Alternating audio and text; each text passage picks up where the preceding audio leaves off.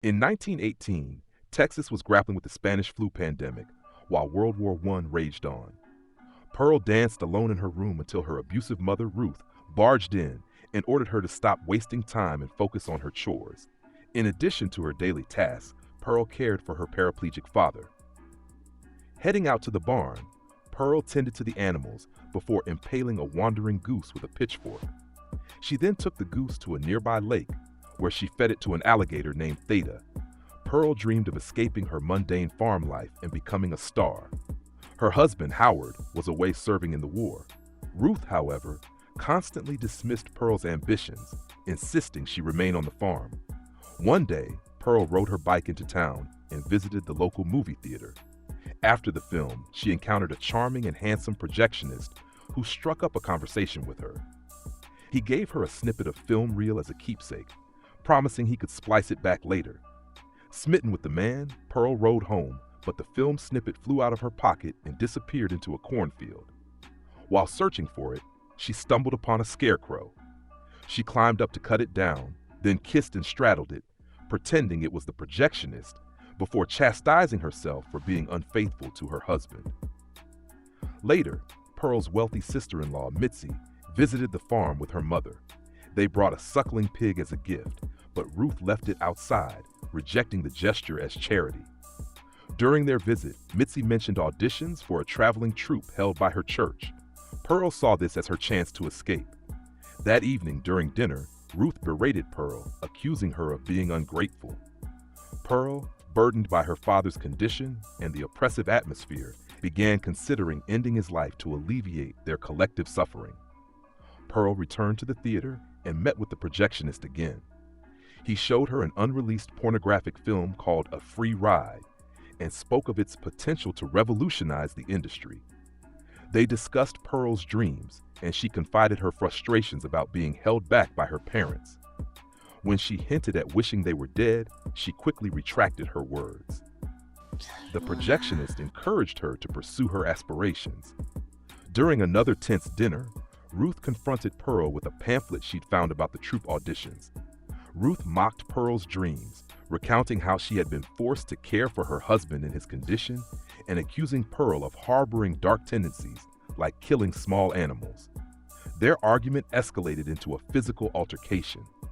Pearl shoved Ruth toward the fireplace, and her mother's dress caught fire. In panic, Pearl threw boiling water on Ruth to extinguish the flames. She then dragged her severely injured mother to the basement and locked her there. Desperate to escape the chaos, Pearl rushed to the theater and spent the night with the projectionist. The following day, Pearl prepares for her audition. The projectionist drives her home, but upon entering the house, he notices the chaotic mess in the kitchen and sees Pearl's father sitting alone. A mysterious thumping sound echoes from the basement, which Pearl dismisses as her dog. However, when she takes him out to the barn, she accidentally reveals that she doesn't actually have a dog. Alarmed, the projectionist grows uneasy and attempts to leave politely, but Pearl becomes angry, interpreting his behavior as rejection and a refusal to rescue her from the farm. When the projectionist tries to leave, Pearl grabs a pitchfork and stabs him twice. She watches as his car rolls into the lake, where Theta eagerly devours his corpse. Later, Pearl knocks Ruth's body down the basement stairs and smothers her father with a blanket. Dressing in a red gown, Pearl heads to the audition with Mitzi. At the venue, they witness another contestant sobbing after being rejected. Pearl performs her dance routine, imagining herself on a grand stage in a wartime-themed production. Despite her enthusiasm, the judges reject her. In her mind, she sees the judges morph into her parents, the projectionist, and Howard. Desperate, she pleads for another chance, insisting she has what it takes. One judge explains that they are looking for someone younger, blonde, and with the elusive X factor. Pearl crumbles, wailing and sobbing hysterically. Outside, Mitzi attempts to console her. Back at the farm, Mitzi notices the rotting pig on the porch, swarmed with maggots.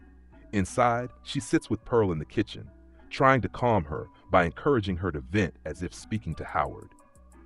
Pearl pours out her feelings in an emotional monologue, expressing bitterness toward Howard for leaving her behind to fight in the war.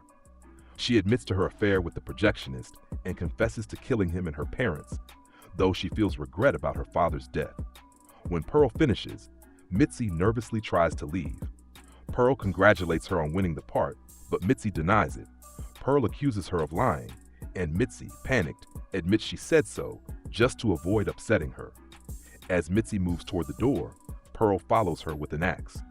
Mitzi runs, screaming for help, but Pearl catches up and brutally hacks her to death. Pearl dismembers Mitzi's body and feeds the remains to Theta. Returning to the basement, she finds Ruth's lifeless body on the stairs, where she had tried to crawl up before succumbing to her injuries. Pearl envisions Ruth alive and well, telling her that she loves her, something Pearl longed to hear. Later, Pearl arranges her parents' corpses around the dining table, along with the rotting pig, and pretends to have dinner with them. Howard eventually returns home from the war. As he steps inside, he is confronted with the grotesque scene. Pearl emerges to greet him, forcing a strained, pained smile as tears stream down her face. She holds the smile as the credits roll. If you were in Pearl's shoes, stuck on a farm with big dreams but under immense pressure, what would you do to escape her situation? Let us know in the comments below. Don't forget to like and subscribe, and see you next time.